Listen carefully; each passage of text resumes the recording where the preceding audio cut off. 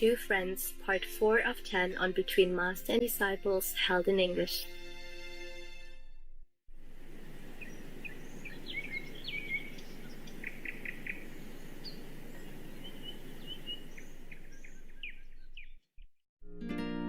Của trời đất vào xuân, ta gửi tình trên cánh đơn, bay về cõi thanh thang, có người đẹp như giấc mộng.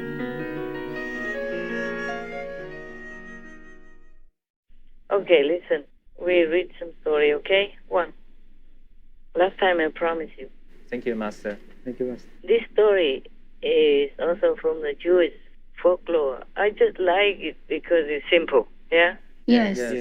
I just like stories anyway. Since I was young, I already like stories. You know, it's interesting. Yes, Master. it is. And exciting and lifts you up out of your mood a little bit. Right. You are. Makes you laugh, makes you cry, and just helps get out of your roots for a while, huh? Yes. So this story is titled Two Friends, Hai Người Bạn.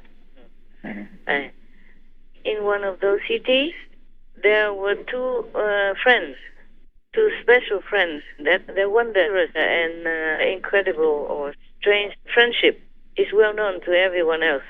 At that time, a war broke out between their two countries. Wow. Yes. Yeah. And both of them, each was captured and imprisoned by the other king's army. Yes. Master. Like the Ukrainian friend is imprisoned by Russia Right. in modern time now, Yes. and the Russian friend is imprisoned by the Ukrainian government or military. Yeah, it happens. Right. You see, war separates people. That is a sad thing, you know. Yes. The same with Ukraine and Russia right now. Mhm. Even if they are not separate bodily, physically, they're separate in ideology. I mean, in their ideal. Yes. That's why if the father even says to the son, "You are a traitor, you should be shot first." See that? Not even in the battle, the father wants to shoot the son already, or wants him to be shot dead. And the mother fought out with the daughter, etc. And friends don't listen to each other anymore, cut off, Right. because they cannot believe what the other friend says. Yes. The other friend is at the battlefield, Yes, Master. Yes.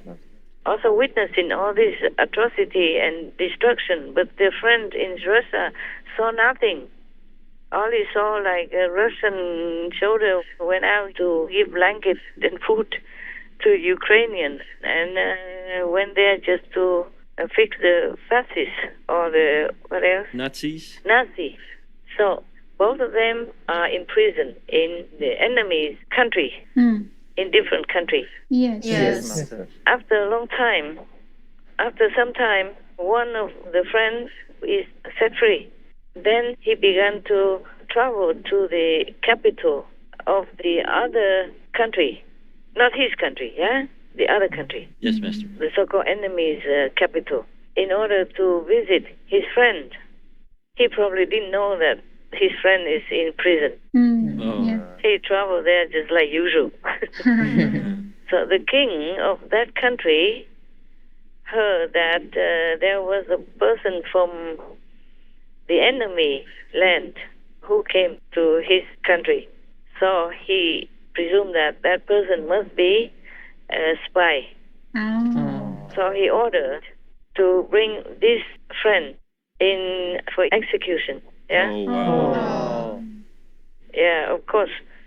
The king's men immediately caught this guy and brought him out to the execution area. Yes. On the way to the execution, this person was going to be beheaded. He had a request. He said, please, he requested that he should be brought to see the king, because he has one thing very important to tell the king, because it's the last wish of the dead man walking. Yes. So the people of the king brought him to see him. He prostrated flat at the feet of the king asking to delay the execution. The king asked him, "But why? Suppose I accept it. What is there for you?" So he begged the king, "Your Majesty, formerly, before I came here, I was a very famous businessman in the city where I live. But all my goods and my money are in the hands of all the shop owners that they have bought for me by credit. They did not pay anything. I have loaned to them also. But I never forced them to make any debt paper. If you kill me now, my wife and children will be in a starving situation.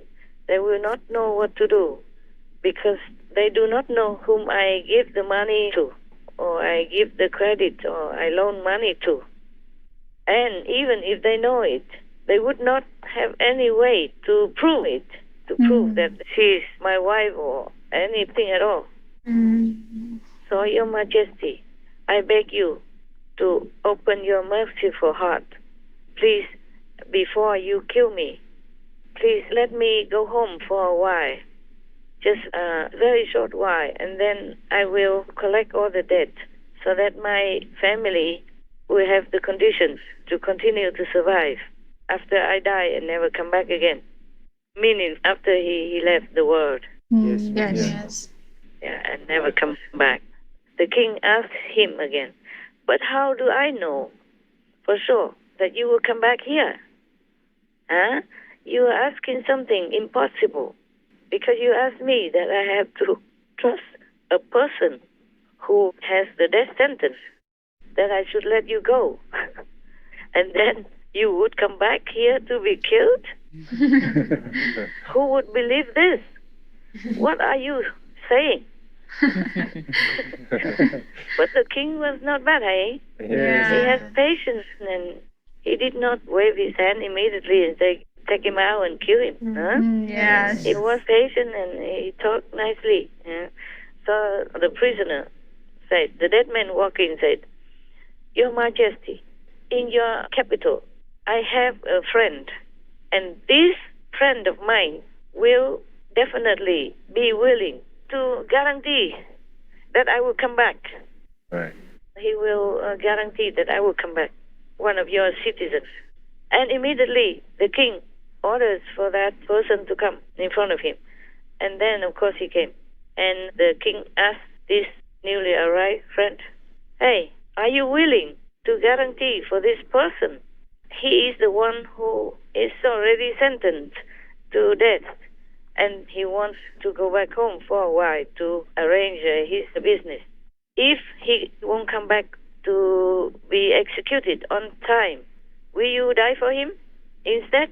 So the friend said, "Your Majesty, I'm very willing to be the replacement of my friend here. If he doesn't come back on time, the day that you have ordered, I will accept my death for him." So the king heard that. So he let the one who is sentenced to death to go home for 1 month. And during this time, he, of course, he imprisoned his friend. Huh? Yes. Yeah. And he was thinking, I really want to see such a strange phenomenon in this world, that a person is really willing to die for his friend. Oh, such a thing really exists. So after 30 days, the time was up. After 30 days, there was no sight of the friend, of the person who was sentenced to die. The one who went home, Yes. Yes. no sight of him. Yes. The sun was almost set. The king ordered the replacement, the friend, Yes. the other friend from the prison, and brought him out to behead. At the moment that the axe was already trying on the neck of the prisoner and almost lifted up to bring it down, to chop the head of that prisoner, then everyone heard very loud acclamation everywhere in the whole capital that the one who is sentenced to die is already here, has returned.